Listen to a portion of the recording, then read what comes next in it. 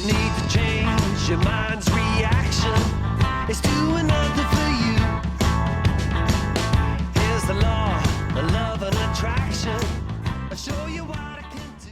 You might know us as Corymbia Cottage. Well, here is the tree that our property is named after, Corymbia tychocarpa.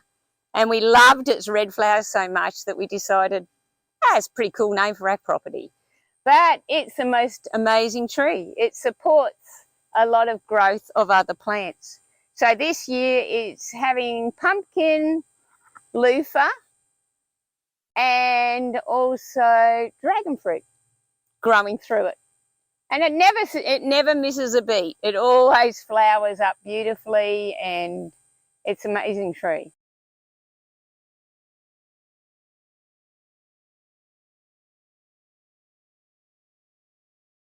Our next garden bed's basically a new one, and we did have a large wattle here that just recently decided to fall down. Luckily, it missed my two new trees that I've got here, which is a sapote, and there is a jaboticaba in here, just a small one growing in with the marigolds. So they're the two new trees. I've got a little bit of peppermint in there just to use the base of that tree, and there was a catmint, some geranium, some cassava, pineapple, strawberry. What we really rely on is a huge diversity of plants. We don't just plant one thing in one place. And this is, as you can see, growing next to golden cane.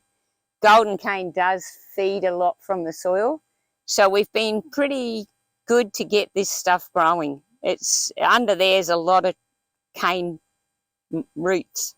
They just seem to invade into everywhere. This little garden bed has quite a few ornamentals, like a snowflake and a red frangipani, but it also has a natives, a little callistemon, and another native one, I'm not really sure what that one's called, some daisy, pawpaw, sorry, at the back here.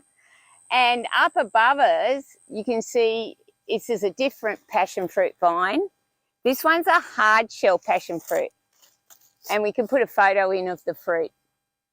Oh no, here we go. I found some down here. There you go. This is the hard shell passion fruit. They're not bad. You just need a vise to open them, or you can throw them onto the concrete. And you can hear them. Okay. Moving through this garden, at the back here we've got a native rosella. There's a tiny little rosemary. Hopefully he'll get going, but at the moment he's pretty tiny. Oh, I think he's got a passion fruit as a friend as well. Another sapote. And there is a hibiscus in this garden bed. More moringa. The moringa's popped in here. It's going along, yeah, ho-hum. Not so good, but at least it's got a bit of leaf on it. Pawpaws popped up by themselves. Tithonia, like I say, we're growing a lot more of this season, trying to get more chop and drop. Our gumby, which has put on head and shoulders this year. It's fantastic. It's got a little bit of growth going now. A elderberry, which we love, and I make some elderberry kombucha out of these little berries. Tastes amazing. So there you go. Nice. Make sure the berries are really black before you eat them, otherwise they can be toxic. And there's your elderberry flower if you want to make some elderberry wine or elderberry cordial, or some really good medicinal uses for the elderberry as well. So that one's popped in there. A grevillea down below is a salt bush, which we can eat. It's really nice, very tasty. What I've been doing is dehydrating a bit of that. And I've just popped in some rosellas. I have actually planted them. So they'll be for rosella jam. As I say, pumpkins everywhere. And through here, there's a little pretty one my sister gave me the seeds of. We call that 4 o'clock plant. And my bird bath and butterflies. I love butterflies. So having this diversity and the flowers coming on all through the year, I'll plant different flowers in here. There's a big Burdekin plum. She's a good tree though now, getting a bit of growth on it. You can see I've put some sunflowers in. They've gone a bit wild and rangy, but that's the name of the game. When you're growing in sand, things don't really grow that well. Another grevillea. So this is called Moonlight. Midgeonberry. There's a midgeonberry, Ostromerta stolcis. And some basils. So your basils, you don't have to grow basil in your garden. You can grow it out in the garden beds as well. And a curry plant. So you get a little curry plant there. And I think curry plant's got another friend here, which is an eggplant. And that came up out of my compost that I put in with the curry plant. A pigeon pea.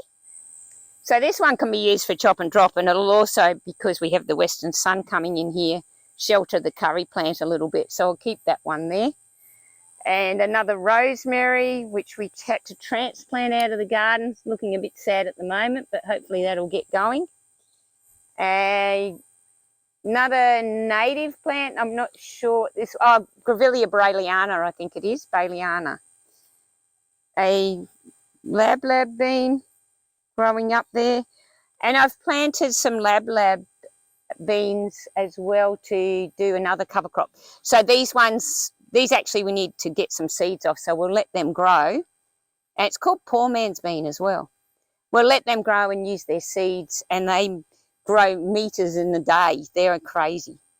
We like to put in a mix of natives and plants from other countries as well. So we've got food plants and plants that are just basically for food for the native animals. So we're coming through here. We've got our food plants and our native plants in together. There's pineapples in here as well, and you'll see more lab bean. And that's growing through the Burdekin plum and a little callistemon. Then we go through to these, which are a Casuarina esquitifolia. And I've got 3 of these growing. They're not exactly native to this area, but they are one of the Casuarinas are natives here. But this one's a different type than we normally grow here. A Hakea. Hopefully that one will grow. It's already got little spiders and things in there. And then there is Diplogotis campbellii. This one's just been planted and it's having a bit of a struggle. You can see it's been burning off a little bit, so we put a bit of a net over it to try and cool it down. The sun's been terrible this year, and it's got a couple of tomatoes and pawpaw with it. Over here we have Bacchausia citriodora, or lemon-scented myrtle, and that one's beautiful smelling for its leaves, and you can use it in your cooking. Baby, it's a